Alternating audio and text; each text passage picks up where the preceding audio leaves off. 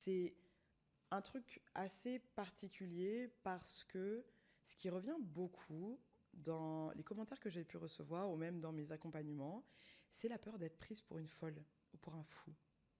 Et c'est là où je pense vraiment à la chasse aux sorcières et à tout ce qui a été fait durant la colonisation, l'esclavage, particulièrement dans des systèmes patriarcal et capitalistes, où finalement on va nous faire croire que nos intuitions sont mauvaises.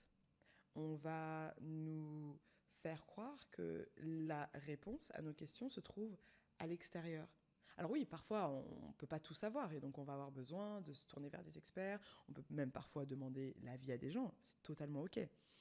Mais douter à ce point de nos rêves, de nos sens, de la manière dont notre intuition se présente à nous, c'est quand même assez particulier.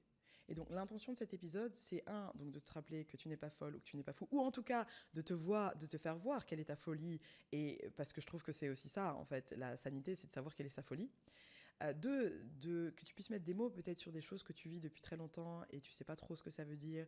Et donc, du coup, ça te fait douter. Et donc, du coup, ça te fait avoir un sentiment d'imposteur. Et j'ai d'ailleurs fait un épisode sur ce thème que je t'invite à aller regarder.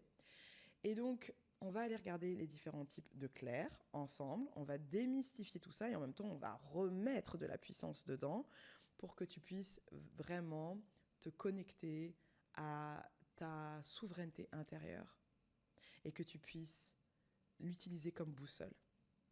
Est-ce que tu es prête?